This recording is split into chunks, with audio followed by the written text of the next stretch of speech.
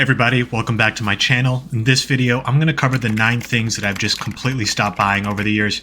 Now, if you're like me, your life goals probably involve getting rich enough to retire early, traveling the world, and never having to stress about money again. And the way I see it, there's 2 paths that lead to that beautiful life we're all picturing in our heads. Path 1, the one nearly everybody is trying, while you can work really hard to make a lot more money. You could clock in 100 hours a week instead of 50 and fight for a 5% raise or bonus at the end of the year, or just take on a second job on your weekends and hope that by the end of it all, you have enough money to live out your dreams. And well, we can see how that's been going for everybody, right? Or path 2, the one less traveled, just spend less money and invest the difference. See, I think most of us are actually pretty great at making money, but it's the spending that's killing us. And cutting out these things is what left me with so much more money each month to be able to actually save up for my first property and start investing in the stock market without having to compromise my quality of life. Let's get into it. First, delivery apps. Now, I love food and I hate cooking, so I used to be fully addicted to these apps. I'm talking DoorDash, Uber Eats, Grubhub. There was a point in my life where I was spending over $60 a day on food just ordering 2 meals a day. I'd get like a bagel sandwich and a coffee in the middle of the day and then some rice and chicken plate for dinner. So I'm not talking steak or sushi or anything fancy. I mean, this is just basic food. For years, I didn't even think twice about that expense. But when I really looked at my order history online, I realized how predatory these apps are and how much they were charging me for service fees and delivery fees, and then also expecting me to tip their drivers on top of that. I mean, the same $35 bagel and coffee I was buying, I could have just been making at home for like $2. So if that sounds like you and you're ordering more than like once a week on DoorDash, just stop, uninstall the app, and learn how to cook. One study found that on average, millennials are spending like $600 a month on DoorDash type apps. I mean, if you were to eliminate just that expense and do nothing else on this list, you're going to be saving like $7 to $8 grand a year that you could be using to invest and get financially free. Number 2 on my list is new cars. Look, for most of us, unless you're already at a multimillionaire level, new cars just don't make financial sense to buy. Understand that the moment you drive a new car off the lot, you just lost 10% of that car's value by driving it 30 feet. And that's not it. I mean, the car's going to bleed another 10% value in the first year you own it, even if you never drive it again. So ask yourself, is it worth it to you to have that brand new car and lose all of that value in the first year? Or are you okay with paying half the total amount, getting the same car 3 to 4 years old with maybe 10 to 20,000 miles on it? Look, if you can't buy the car in cash, you cannot afford to finance that car. Here's a good rule that you can follow. A car should be worth no more than 10% of your total annual income. So for most of us, just go for the used Camrys and Civics, put as much down as you can, and avoid being like the average American spending over $700 a month in car payments over a 6-year term. Number 3 on my list are gym memberships. Look, I grew up being really into gym culture, so I get it. Health is wealth, working out is important, totally understand. But most of us with a gym membership, if we're being honest, we average maybe once a week going to the gym. If you're paying $60 to $70 a month for your gym membership and you're only in there 3 to 4 hours a month total, you're just not getting that much value for your money. Even the people who are a little more regular with your gym sessions, ask yourself, how much do you actually use or need all of the equipment in the gym?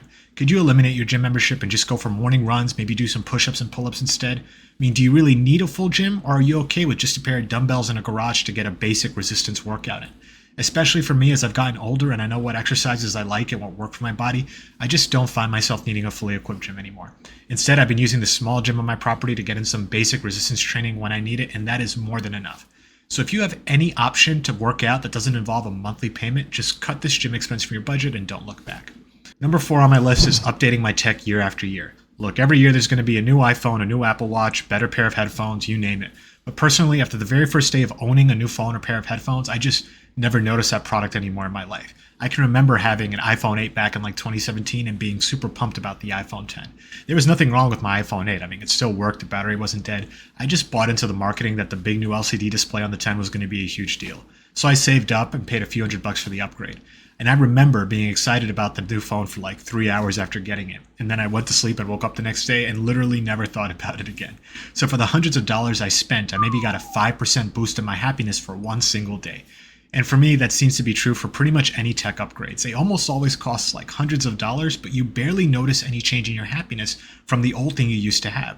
So just make a habit of using your tech until it completely stops working. That money is much better spent elsewhere. Number 5 on my list is clothing. And clothing for me is by far the easiest thing to impulse shop for on Instagram or whatever social media. If I see a cool looking jacket, some sunglasses, some jewelry, it's like my brain doesn't recognize that I already have enough clothing. And in all honesty, I wear the same 3 to 4 outfits in 95% of my daily situations anyways. I mean, I walked into my closet recently to clean up since I'd run out of space, and I realized that 90% of the clothing I had there, I mean, $100 shirts, sweaters, and sneakers from Zara, All Saints, J. Crew, Nike, I'd never worn them. I mean, I started putting them into this big pile, and after like 2 hours, that pile had maybe like 2 to 3 grand worth of totally unworn, unused clothing. So I still just cannot believe how I was tricked into buying crap that I never needed when all I ever use is like 2 t-shirts and 1 good pair of jeans. So yeah, these days I just don't impulse shop at all. I maybe spend on clothes like once or twice a year, and only then buying high quality things. Number 6 on my list are online purchases that we forget to return.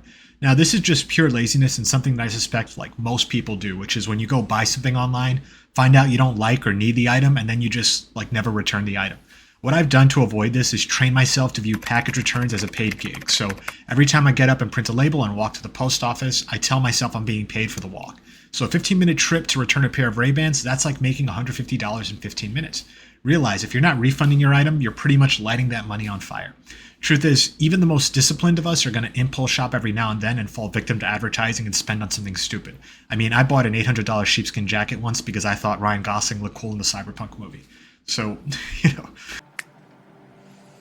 But for most of us, it's the act of spending money that gives us that dopamine hit, not even the item itself, just like the act of spending. So if in a moment of weakness you're impulse buying, relax, it's not the end of the world, we all do it. Just make absolutely sure you refund anything you buy unless you totally love it. Next, number 7 on my list are daily coffee and snacks. And I know it's a bit of a played out meme at this point to say coffee and avocado toast are making millennials and Gen Z poor, and that's really not true. But I would be willing to bet that the average Starbucks order is probably like $7 to $8 these days. If you're spending that much of your money each day, your habit is probably costing you 2 to 3 grand a year. That's just in coffee. You start adding in snacks and whatever else, you could easily be going to 4 to 5 grand a year just on your daily routine when you could be making that coffee nearly for free at home. Now for me, going out to coffee shops, it is part of my daily routine. I like to work remotely at coffee shops, and every now and then when I go for a run, I end it at a coffee shop. But what I like to do when I get there is just order a large ice water. Starbucks and Coffee Bean, most of these places will give you ice water for free. So you're still getting the benefits of going outside, having a change of scenery, seeing some people, maybe getting some sun, but you're not spending all of that money on a drink that's just not really healthy for you anyway. Number 8, completely stopped any investments I don't fully understand. And look, I get it. We're all looking for ways to get rich and escape the matrix. But if you ever find yourself investing your cash in something you don't get, like NFTs, meme stocks you never heard of online, or things like Forex trading programs or whatever other nonsense is out there, I'm going to save you the trouble. Just don't waste your money. Know that any investment you don't fully understand is a bad investment for you at that time, no matter what anybody is telling you. Now, if you don't know anything about the stock market, like you're a complete beginner and you want to get investing, my advice for you would be to Google some articles about index fund investing. Those are like owning a basket of all the best performing companies at the same time. If you start there, you can rest assured you're going to be buying into a great asset that has historically always done well. You're not going to have to worry about it.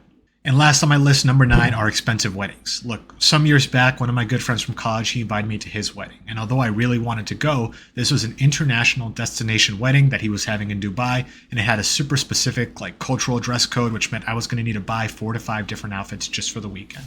So going to that wedding was going to cost me about 5 grand when all was said and done in flight tickets, hotel stay, food, drinks, and getting all the clothes he wanted me to have. And although I love my friend, I was super pumped for him to get married, I had to tell him I couldn't afford that trip. Instead, once I got back from that trip, I threw him and his wife a little party here in the States, and I gave them a simple gift. And guess what? It wasn't a big deal. We're still great friends. So if you find yourself in a position where your friends are kind of getting married, maybe asking you to spend a lot as part of that wedding process, understand it's totally fine and reasonable to just say you can't attend the wedding. Until you've reached a certain level of wealth and success, you need to focus on your own finances and on getting yourself secure before you can afford to spend money on other people's weddings and their experiences. Overall, my mindset when it comes to spending is I have no issue spending money on things that'll give me a high amount of value or happiness per dollar that I spend. Like if I'm buying a new video game, that $60 I spend will probably get me hundreds of hours of entertainment.